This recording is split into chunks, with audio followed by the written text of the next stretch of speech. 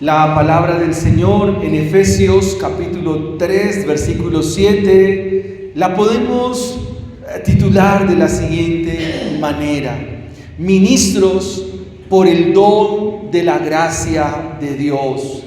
Y el versículo 7 de Efesios capítulo 3 nos dice: del cual yo fui hecho ministro por el don de la gracia de Dios, que me ha sido dado según la operación de su poder. Al meditar en esta línea, en este versículo, el apóstol Pablo nos está mostrando que este hombre de una ciudad llamada Tarso, ahora es llamado en el capítulo 9 de los Hechos para darle un don, pero es un don que procede de la gracia misma de Dios.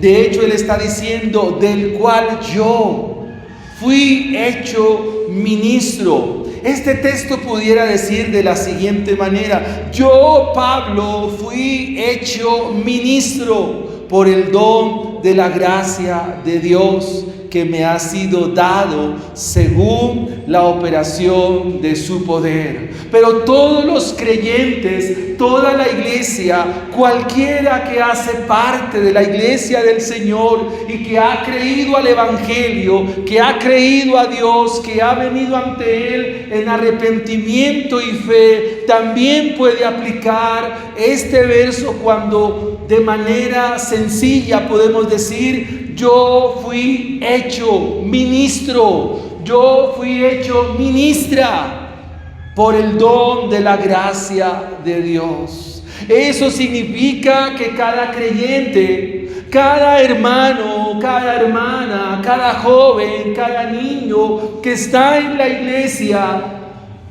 por la gracia de Dios, por ese don de la gracia, ha recibido un don. Eso significa que cada uno de ustedes tiene algo por hacer en la iglesia. Cada uno de ustedes debe estar haciendo algo en la iglesia.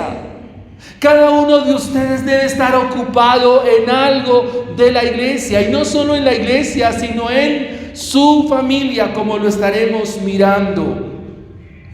Al llegar Pablo a estas alturas de lo que está escribiendo, hace una magnífica descripción de la obra salvífica de Dios. Es decir, que Dios no solo nos ha salvado para que disfrutemos de su gracia, para recibir las bendiciones eternas con Cristo, sino que mientras peregrinamos o caminamos por esta tierra, Dios nos ha llamado también para un propósito en el aquí y en el ahora. Ya hay un propósito.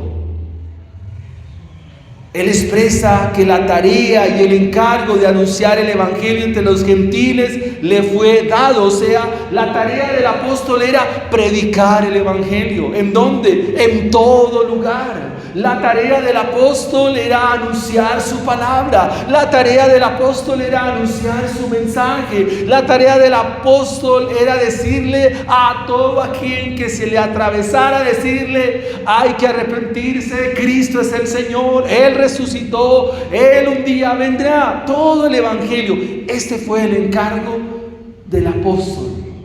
Es más, en el Nuevo Testamento dice él mismo: a sabios y no sabios, a deudores y no deudores, a quien esté por delante de mí, ay de mí si no le predico el Evangelio. Esa fue la vocación, ese fue el llamado, esa fue la tarea a lo cual el Señor lo llamó. En la iglesia nuestra, en la iglesia en general, Dios a cada creyente lo ha llamado con una vocación. Lo ha llamado para hacer algo. Lo ha llamado para que ejercite la vida piadosa según la gracia de Dios. Por eso el mensaje lo podemos titular en esta mañana: ministros, ministros por el don de la gracia de Dios. Y en primera instancia quiero mostrar ministros para el Evangelio. Eso es algo que todos debemos hacer. Todos. No solo los predicadores, no solo los que se paran acá. No, es una labor de todos. Todos estamos llamados a anunciar el Evangelio. Ministros para el Evangelio. Y por eso el llamado una y otra vez: ven todos los domingos y prepárate. Ven todos los domingos y capacítate. La iglesia al comienzo, en Hechos 2:42, dice que todos perseveraban en la doctrina. Todos. ¿Y quiénes son todos? Todos. Todos perseveraban. Esa palabra perseverar significa avanzar y no dejar de aprender. Avanzar y no dejar de aprender. Hay que aprender constantemente para ser más efectivos en la tarea, en el encargo. Uno no sabe de dónde Dios le dé la oportunidad de compartirle el Evangelio a alguien. Y para eso se requiere una iglesia que persevera, una iglesia que es sierva de Dios, una iglesia que ministra el Evangelio. Y esa es una pregunta: ¿qué es ministrar? Ministrar es servir. Ministrar significa estar al servicio. Todos somos siervos de Dios y debemos servir a Dios para el Evangelio. Lo primero que debemos preguntarnos entonces es: ¿en qué estoy sirviendo? ¿Qué estoy ministrando? Bueno, el apóstol dice: yo fui ministro por el don de la gracia de Dios. A mí me fue encomendada la tarea de anunciar el Evangelio. Pero también toda la iglesia debe estar en función de esa misma tarea. Todos tenemos que estar en esa misma dinámica: anunciar el Evangelio. La pregunta es: ¿y en dónde? ¿En dónde? ¿En dónde debo ser un ministro del Evangelio? ¿En dónde debo servir el Evangelio? Bueno, hay un lugar primario. Hay un lugar específico para arrancar. Predicamos expositivamente. Y eso significa que Dios nos va llevando por lo que Él nos quiere decir y no lo que queremos oír. Y bueno, en mi sermón como aplicación tengo aquí a los padres de familia. Padres que están en esta mañana. Papás. Papá, usted. Papá, usted es un ministro del Evangelio. Usted es un ministro del Evangelio. Y está llamado a ministrar el Evangelio. ¿En dónde? En su hogar. En su hogar.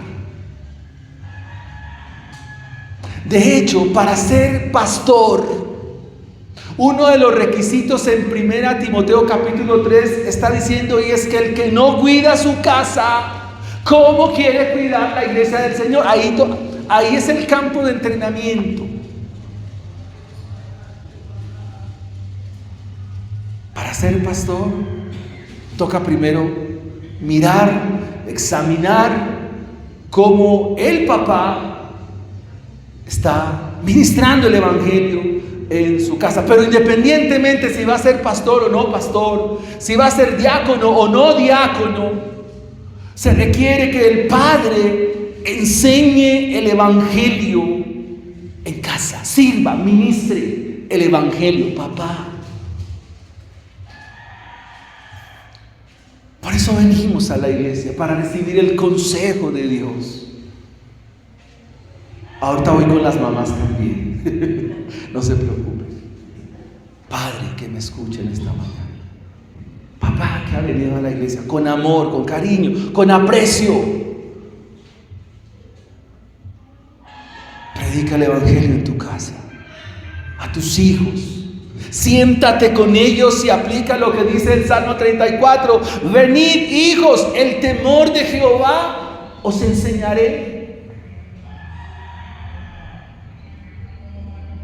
La gracia de Dios nos ha llamado para ser ministros primariamente en mi casa. Ahí es el punto de partida. Yo no puedo pretender ganarme el mundo y estar afanado por el Virrey, por Valles de Cafán, por Usme. Yo quiero ganar a Usme para Cristo y no me he ganado mi casa. Eso es incoherente. No es así. No funciona así. Las cosas de Dios no son así. Dios me llama como papá a servir el evangelio a mis hijos, a servirle el evangelio a mi esposa. Dios me llama a servir el evangelio a los míos primeramente. Allí es donde tenemos que enseñar las verdades bíblicas del evangelio. Acompáñenme por favor a Deuteronomio capítulo 6, sin perder de vista Efesios capítulo 3. Deuteronomio capítulo 6.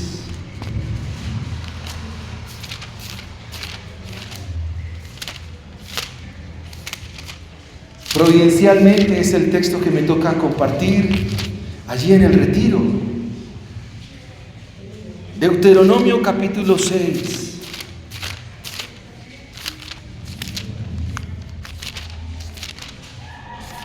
Versículo 5.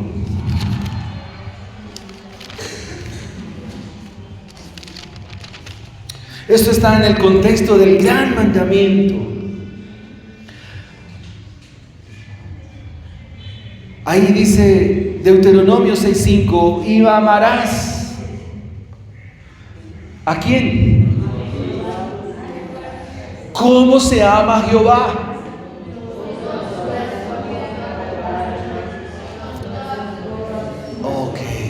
Muy bien. Y amarás al Señor tu Dios de todo tu corazón, de toda tu alma y con todas tus fuerzas.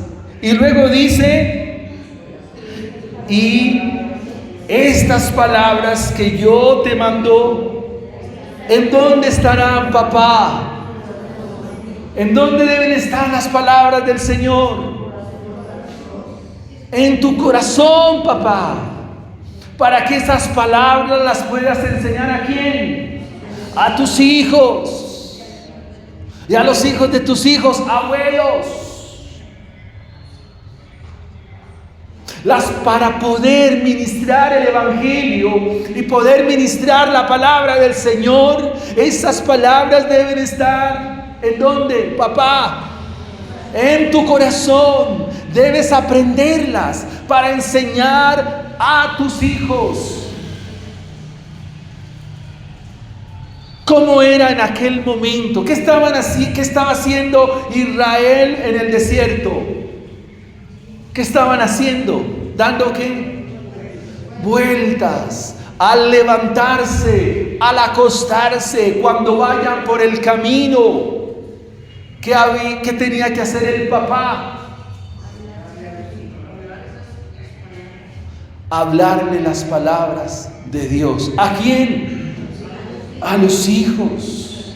Y la manera de mostrar cuánto amamos a Dios es guardando su palabra. Es un mandamiento, es una ordenanza, hay que hacerlo.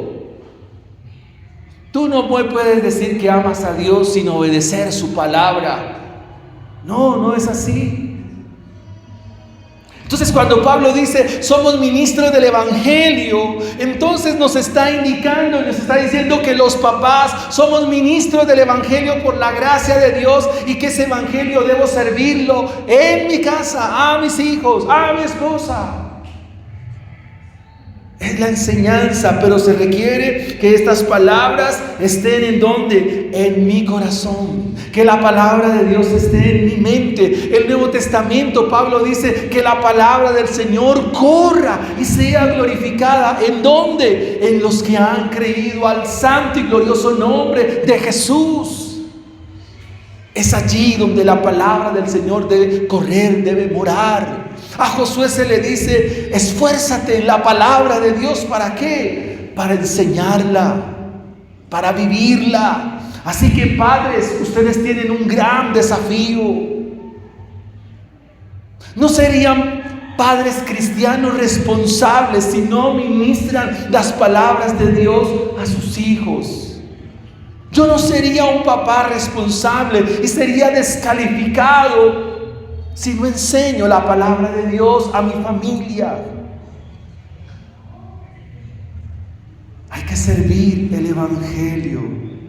Y no puede ser una enseñanza solamente informativa, sino una enseñanza formativa que descansa en el ejemplo que nuestros hijos ven a nosotros como padres.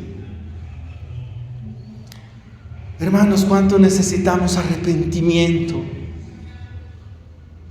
Necesitamos arrepentirnos tal vez de lo que hemos recibido, de tal vez como nos han enseñado. El Evangelio va más allá. El Evangelio punza nuestro corazón y punza nuestra vida al decir: no estás obrando mal si no lo estás haciendo. Si no estás leyendo la Biblia, estás obrando mal. No es solo una enseñanza por informar, sino es formar a nuestros hijos en el Evangelio, apuntarle al corazón. Ted Tripp escribe un libro que se llama Pastoreando el corazón de tu hijo, o pastoreando el corazón de tus hijos. Es un buen recurso donde se nos dan pautas para pastorear a nuestros hijos. Y la palabra pastorear es sinónimo de cuidar, es sinónimo de estar ahí. Y ese trabajo hay que hacerlo, padres. Hay que hacerlo, padres. Necesitamos la gracia, y Pablo dice: la gracia nos fue dada en Cristo Jesús. Más adelante, cuando lleguemos a este punto de la epístola, nos va a decir: criad a vuestros hijos en el temor del Señor. Criadlos en el temor ¿de quién? Del Señor. En otras palabras, nosotros usamos un término muy de nuestra libre expresión: hay que levantar a nuestros hijos. ¿Cierto que hay que levantarlos de la cama cuando tienen pereza? Y hay también que levantarlos a juete. Pero hay que levantarlos. Hay que levantarlos ¿cómo? Es decir, sacarlos adelante. ¿En qué los tenemos que sacar adelante? Primeramente, en el temor del Señor. ¿Y de quiénes se encargan ellos? Los papás, varones. Varones. Amén. Papá, usted es el pastor de su hijo. Es el pastor de sus hijos. Pastorelos. Porque los hijos no son suyos. ¿De quién son los hijos? De Dios. Herencia de Jehová son los hijos. Dios le dio una heredad. Y como veíamos ayer, cual administradores, Dios le confió a sus hijos, pero no son suyos. Haga el trabajo fiel y el Señor hará. Dios le confió los hijos que le dio. Pero también debo decirle, porque eso también me dice el Evangelio: si no hacemos la tarea, ya sabemos las consecuencias. Abandonar un hijo, dejarlo a la buena suerte, no cumplir responsable la tarea, entonces Dios también te va a demandar. Así como Dios es amor y Dios es ternura, Dios es cariño, Él también sabe tomar cuentas. En los momentos de oración de la mañana ya vamos en Jueces. Y Jueces es un libro que nos muestra cuán desgraciada y cuán miserable fue la vida de los israelitas por un espacio de más o menos 280 años. Y el libro comienza diciendo, Samuel escribe el libro de los Jueces y dice, escuche lo que dice: se levantó una generación que no conocía a Jehová. Y encontramos todo lo que hacen de ahí para adelante, cosas que uno dice, ¿cómo está esto en la Biblia? ¿Cómo pueden vivir así? Tan mal. ¿Cómo pueden vivir de esta manera? Tan sórdida, tan inmoral, tan perdida, tan distante de Dios. ¿Y dónde está la consecuencia? El no haber escuchado las palabras de Deuteronomio. Los padres no hicieron la tarea con sus hijos. Y ahí encontramos los resultados. Padres, esto es serio. Esto no es para tomarlo a la ligera, no. Usted vino hoy, por eso digo que predicamos expositivamente. Dios va llevando el mensaje. El otro domingo será Efesios 3:8. Hoy es Efesios 3:7, pero está diciendo Pablo: a mí me fue el don la gracia de Dios me dio el don de predicar el evangelio, pero a ustedes también el don de Dios, el don de la gracia los facultó para que los padres anunciemos el evangelio a nuestros hijos. La gran pregunta aquí es, bueno hermano, listo, ya entendí, gracias, Dios lo bendiga, pastor. Bueno, ¿cómo hago para enseñar el evangelio a mi hijo? ¿Por dónde arranco? ¿Por dónde comienzo? ¿Qué hago? Mi hijo tiene 3 años, ¿qué hago con él? Bueno, tenemos un retiro en el mes de septiembre donde tenemos herramientas, pero también usted puede venir, hermano, voy para su casa, dígame cómo se hace. Claro, hermano, yo le doy pautas y le digo cómo se hace, cómo tomar un niño y enseñarle la justificación por la fe, cómo tomar un niño y decirle el evangelio, cómo hacerlo, cómo mostrarle el pecado a nuestros niños. Hermano, para eso estoy, para eso está este servidor, para eso es el pastor. Amén. Entonces, papá, usted ya tiene mi número, venga. Y yo le digo, mira, así se hace. Bueno, ¿qué niño? Venga, Juan.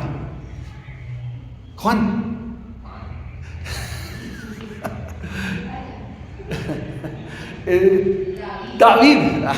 ¿Te llamas Juan David? ¿Estabas? Ven, David. Ven, hermano, ven hasta acá. Gracias por venir. Sube. Va a suponer que David es mi hijo.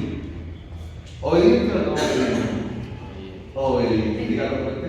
Oír. Eso, muy bien. Entonces, en ese tiempo, el papá con el hijo, mientras iban por el desierto, lo tomaba y le iba enseñando: hijo, la palabra del Señor es esta. Y iban dando vueltas y caminaban de la casa. Hijo, la palabra del Señor dice esto. Vamos a ver. El Señor es mi pastor, nada. Y bueno, y todo el tiempo estaban así: hijo, la palabra del Señor dice que hay que confiar en Él. O sea, todo el tiempo estaban ahí. ¿Cómo? Listo, gracias, David. Que el Señor te... ¿En qué momento David se separó de mí? Eso es discipular, estar con Él. Vamos. Acompañarlo. Pero mientras lo acompaño, ¿qué voy haciendo? Le enseño la palabra del Señor. ¿Ustedes saben qué le dice David a Salomón? ¿Qué le dice? En el capítulo 1, 2.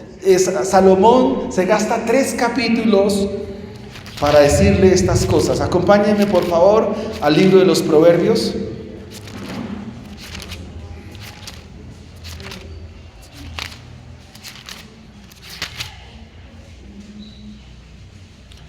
Capítulo 1, versículos 8 en adelante. ¿Qué le dice el papá a su hijo según Salomón? Oye, hijo mío, oye. Aquí el verbo que se usa en hebreo es shema. ¿Y saben qué significa shema? Escucha, pero haga. O sea, si escucha y no hace, es porque no escuchó. Amén. Oye. ¿Y qué dice? Oye. ¿Y cómo le dice? Oye, hijo mío. ¿Y qué debe escuchar?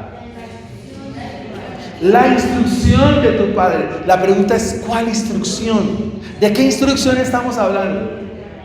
¿De lo que se le ocurra a él o lo que dice Dios? Lo que dice la palabra, lo que dice el Evangelio. Oye, hijo mío, la instrucción de tu padre. No desprecies la dirección de tu madre. También tengo que hablar con los jóvenes de la iglesia, con los niños de la iglesia.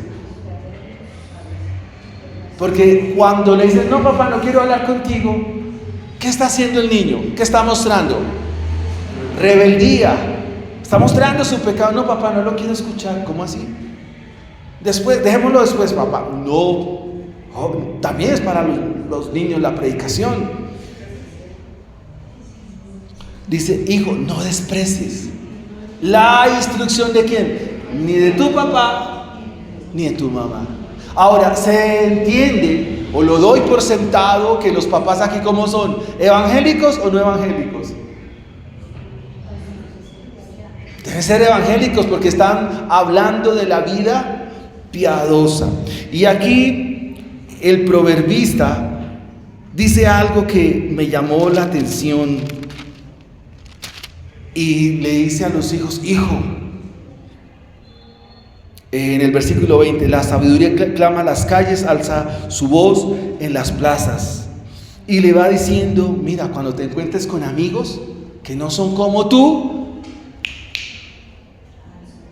nada que ver con ellos. Fíjese que la instrucción es completa. O sea, los papás le van diciendo a sus hijos qué amigos le convienen, qué amigos no le convienen. Pregunto, papás, ¿usted sabe quiénes son los amigos de sus hijos? Bueno, hablemos ahora con las madres, con las mamás. ¿Qué es una madre cristiana? Según el Evangelio. ¿Qué será una madre que sirve? Porque las mamás también han recibido por la gracia de Dios el Evangelio y deben ministrar el Evangelio. ¿Cómo una mamá sirve el Evangelio en su casa? ¿Cómo? Escucha lo siguiente. Escucha lo siguiente. Ya hablamos con los padres, ahora con la mamá. Dice, según el Evangelio, no son definidas primero en su rol social, sino porque ellas también cultivan una relación con Dios. O sea, la mamá, como una mujer piadosa, como una mujer sabia que edifica su casa, siempre tiene una relación profunda con Dios. Tiene una relación con el Señor. Y esto la vincula directamente con la formación de sus hijos. De hecho, la Biblia nos dice, la mujer sabia es bienaventurada, es dichosa. Porque ha creído, ¿a qué? Al Evangelio. Además, el Evangelio le va a mostrar que la maternidad o el hecho de ser madre aún trasciende más allá de lo biológico. Y permítanme hablarles también aquí a las madres que son cabezas de hogar. Y quiero darle la cita más contundente que está en las Escrituras. Y usted puede abrir su Biblia en la segunda carta a Timoteo.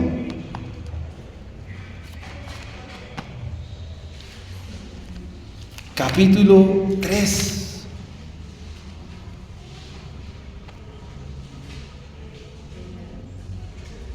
Versículo 15.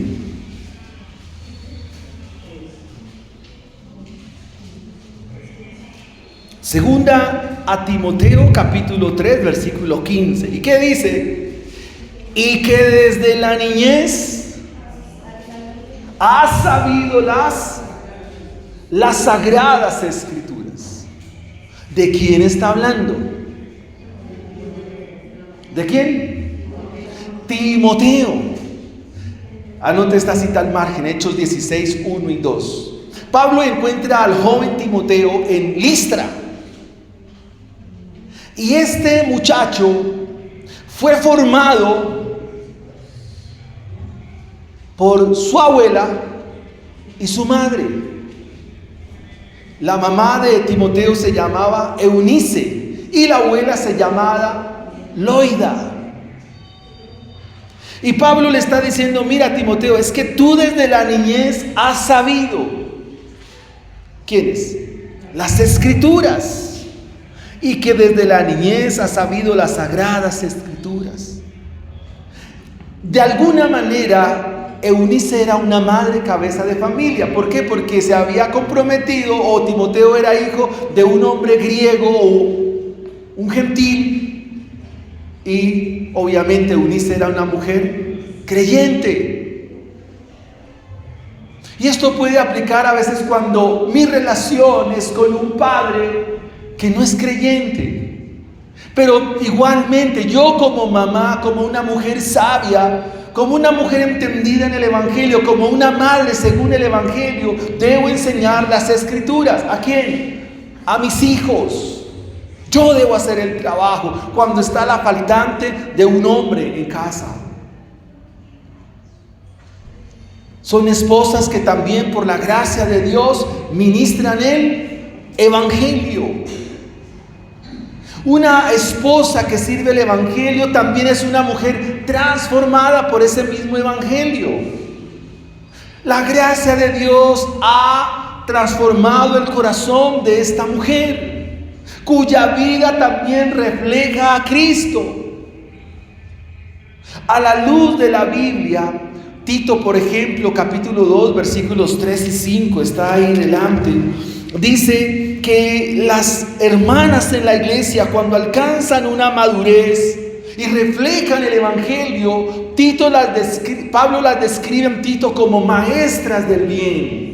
Y ser maestra del bien significa una mujer madura, una mujer que ha crecido, una mujer sabia, una mujer que encarna la verdad del Evangelio, y por ese Evangelio puede servir a sus hijos, puede servir a la iglesia, porque es una maestra del bien. O sea, persevera en la doctrina, sigue creciendo en la fe, sigue estudiando, sigue preparándose, sigue avanzándose en las cosas de Dios.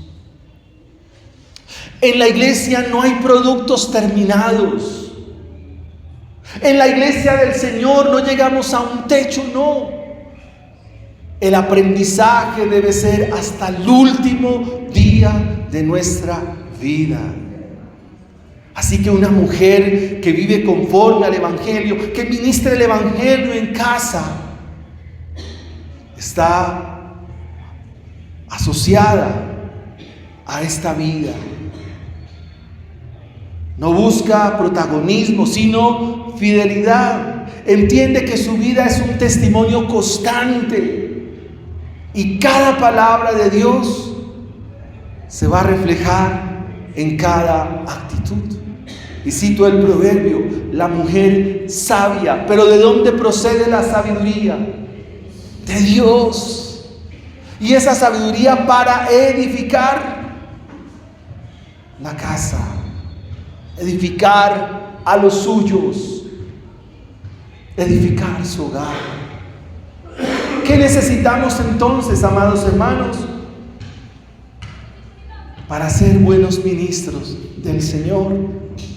Si esto enseñas a los hermanos, serás buen ministro de Jesucristo. ¿Y qué es un buen ministro de Jesucristo? Alguien que está nutrido con las palabras de la fe y la buena conducta que está en la palabra del Señor. Entonces, mis amados hermanos, aquí el punto es: tenemos que prepararnos. Aquí el punto es: hay que insistir en leer la Biblia y leerla con meditación profunda. Como dice el Salmo 1, meditar en la ley del Señor. Eso en cuanto al rol de mamá. Pero ¿qué tal el rol de esposa? Una esposa que también sirve el Evangelio. Es una mujer cuyo matrimonio, cuyo entorno, cuya vida Es una oportunidad para reflejar la gracia de Dios, la gloria de Dios. La esposa juega un papel importante en la vida marital, con su apoyo, con su respeto y con su sabiduría a su esposo. Bueno, repito, tenemos madres, cabezas de familia, o madres donde ya no está el esposo. ¿Qué hacer como abuela? Bueno, esos son los sermones que vienen. Pero por ahora es poder presentar a ustedes cómo somos ministros todos del Evangelio. Entonces, si eso hacemos allí en nuestra casa, ahora sí pasamos a la iglesia. Si esto lo hacemos en casa, entonces puedo ahora ayudar en la iglesia, porque la iglesia primariamente está formada de familias, y si la familia está bien, entonces estará bien la iglesia. El servicio de todos nosotros nace del mismo amor de Dios, de los que hemos sido alcanzados por Él, de los que hemos sido revestidos de su gracia y su misericordia. Así que Pablo nos dice: mira, por el don de la gracia de Dios yo soy ministro y debo proclamar el Evangelio, pero nosotros también, como ministros del Evangelio, debemos servir ese Evangelio. Veamos en segunda instancia, ministros por el don de la gracia de Dios, la vocación. El don de la gracia de Dios es un fruto del plan de Dios.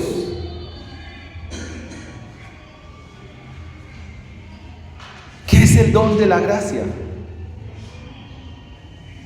Don, la palabra es charis, que significa regalo. Lo he dotado, lo he asistido, le he entregado algo para hacer. A Pablo le dije: mira, Pablo, debes predicar. A ti ya hemos dado algunas aplicaciones. Según los Efesios, la carta que estamos leyendo nos dice: mira, es lo siguiente. Esa vocación por la cual tú has sido llamado, esa vocación por la cual tú has sido traído al Evangelio, debes descubrirla. A veces le preguntan a uno: hermano, ¿yo para qué soy bueno? Realmente eso lo vas a descubrir tú. Tú vas a saber para qué eres bueno. ¿Cómo sabes que eres bueno en eso? Porque te gusta, te apasiona, pasas mucho tiempo en eso. Eso que haces, a lo cual le dedicas mucho tiempo, te gusta, te apasiona, es por ese lado. Y yo no sé a usted qué le gusta, yo no sé a usted en qué invierte la mayor parte de su tiempo, eso no lo sé. Por eso, si usted me pregunta: pastor, ¿para qué soy bueno? Pues yo le puedo decir: hermano, pues no sé bien. Eso lo vas a descubrir tú. La vocación la sabrás tú. ¿Para qué son buenos ustedes? En Colombia, una frase se nombró muchísimo. O sea, en Colombia los buenos somos más. Y la pregunta es: ¿buenos para qué? Bueno, en la iglesia sí somos buenos para algo, el caso es que no lo sabemos. ¿Cómo usted descubre su don? Lo describe, o sea, ¿qué le gustaría hacer? ¿Qué le gustaría hacer? Señor, estoy llamado para esto, pero bueno, ¿cómo lo hacemos? Mire lo que dice el apóstol Pedro en su primera carta, primera de Pedro 4:10. Cada uno, según el don que ha recibido, ministrelo, o sea, sirva con ese don. ¿A quiénes? A los otros. Y Pedro nos dice: como buenos administradores de la multiforme gracia de Dios. Está hablando de lo mismo. Pedro dice: mira, cada uno, o sea, tú, ministre, sirve con el don que ha recibido. ¿A quién? A otros. Como buenos administradores ¿de qué? De la gracia de Dios. Uno que administra bien debe ser fiel y debe dar cuentas por eso que se le ha entregado. Ahora bien, no se trata de una opción, sino es una responsabilidad. Todo creyente ha recibido un don de la gracia de Dios y ese don no fue dado para beneficio personal. Dice que ese don es para el servicio ¿de quién? De los demás. Y la palabra ministrar implica una acción continua, una disposición activa, una vida orientada hacia otros. He dicho que mi labor como pastor es orientarle a ustedes en cómo criar a sus hijos y todo esto. También con las madres poder decirles: mamá, hay que hacer esto a la luz de la Biblia. Pero Dios también me dio otras facultades, otros dones. Un don por el cual perdí 3 años de mi primaria. Yo perdí 3 años en primaria, hermano. Qué vergüenza, ¿no? ¿No le da pena contar eso, que perdió años? Porque yo confundía los números con las letras. O sea, me decían: mi mamá me mima, y entonces escribía la M con el 1, la M con el 2, luego escribía mamá con el 4, mamá con el 5 y le ponía tilde al 6, y por eso perdí 3 años. La profesora le dijo a mi mamá: señora Marina, su hijo no da pie con bola, toda que lo retire. Y me retiró. Pero ese es un don. Si ustedes miran bien, eso se llama álgebra. Porque el álgebra mezcla números con letras. La desentendida era la profe. Dios me dio la habilidad de entender las matemáticas y la física. Y la física son ecuaciones, y las ecuaciones son números combinados con letras. Ese es mi don. Y por eso he sido profesor de física y matemáticas. Pero perdí 3 años. Y con ese don estoy llamado para servir. ¿A quién? A los demás. Creyentes y no creyentes, si me dicen: necesito resolver este problema de matemáticas, entonces ahí estamos a la orden. Cada uno debe recibir un don. Tenemos dones para servir. ¿A quién? Al que lo necesite, al que requiera una ayuda, con mucho gusto, ahí estamos. Así que no es una opción, es una responsabilidad. En la parábola de los talentos o de las monedas, porque el talento es una moneda de aquella época, se le entregaron a ciertos personajes cierta cantidad de monedas. Un personaje recibió 5 monedas, otro personaje recibió 2 monedas y otro personaje recibió 1 moneda. Conoce la historia, ¿verdad? El que recibió 5, ¿cuántas entregó? ¿Cuántas en total? 10 monedas. El que recibió 2, ¿cuántas entregó? 4 monedas, entregó 2 más. Y el que recibió 1, ¿qué hizo? Lo enterró. Enterró la moneda. Ya lo que nos llama la atención de esta parábola es que el que enterró la moneda fue honesto, porque no se la robó ni la desperdició, la guardó. ¿Y cuál es el resultado de enterrar ese talento? ¿Cuál fue el resultado? ¿Qué hicieron? ¿A dónde lo arrojaron? ¿A dónde? No, ahí dice muy claro a dónde fue arrojado. ¿A dónde fue arrojado? Al infierno. Esas parábolas del Señor son tremendas. O sea, no es que vayamos a ser arrojados al infierno, porque Dios nos ha salvado de la ira eterna, pero sí nos está diciendo: le voy a tomar cuentas. porque yo te he entregado a ti. Te voy a tomar cuentas por lo que yo he confiado en ti, por los dones, por la habilidad, la destreza que yo te he entregado. Porque toda buena dádiva y todo don perfecto, ¿de quién viene? Del Padre de las luces. Toda dádiva, todo don, toda habilidad, toda destreza viene de Dios. Y a Él debemos dar cuentas. Así que cada uno de ustedes ministre a los otros con el don que Dios le ha entregado, siendo buenos administradores de la multiforme gracia de Dios. El don aquí no es meramente una habilidad natural, sino una capacidad dada por Dios, distribuida soberanamente por Él. Esto significa que no todos tienen un mismo don. O sea, cada uno está hecho para cosas diferentes. O todos aquí saben matemáticas, o les fue bien en matemáticas. ¿Qué van a decir? No, eso no me entraba a mí, ni siendo cierto. Pero otros tienen habilidades lingüísticas, aprenden fácil un idioma.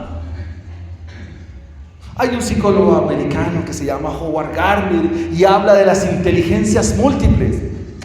Vamos a concederle algo de razón al hombre. Pueden tener habilidades deportivas, habilidades informáticas, tecnológicas. Aquí como el caballero, como el joven Fabio. Amén. O sea, todos tenemos habilidad. La pregunta es, ¿cómo estamos poniendo esto al servicio del reino de los cielos? Amén. Así que debemos ministrar a otros como buenos administradores de esa multiforme gracia de Dios. Pablo se apasionó, se entregó por la predicación del Evangelio y por no solo hablaba, también escribía. ¿Y qué escribió? Romanos, Tercio le dictó, Tercio escribió, pero escribió Efesios, Colosenses, Filemón, Primera a los Corintios, Segunda a los Corintios, Gálatas, Filipenses, Primera y Segunda Timoteo, Tito y Filemón. Todo eso fue como escribiendo. ¿A usted le gusta escribir? Nuestra sociedad latina es carente en escribir y los cristianos menos. A veces no escribimos ni en WhatsApp y escribimos muy mal. Amados hermanos, cerremos con este tercer punto que nos dice: ministros por la operación de su poder. ¿Quién va a ser glorificado? ¿Quién va a ser enaltecido? El Señor. Y cuando habla aquí el versículo 7 de Efesios, dice por la operación eficaz de su poder. Significa que cada vez el pueblo usa la palabra y quiere usarla y llevarla para que de esta manera el poder de Dios sea manifiesto. Pregunto, amados hermanos, esta es una pregunta que ustedes la saben. ¿La palabra del Señor tiene poder? ¿Seguros? ¿Están seguros de eso? ¿Y por qué no la estudiamos? ¿Por qué no aprendemos más? ¿Por qué no nos volvemos como inmersos en la palabra del Señor? ¿Por qué nos cuesta leer la Biblia?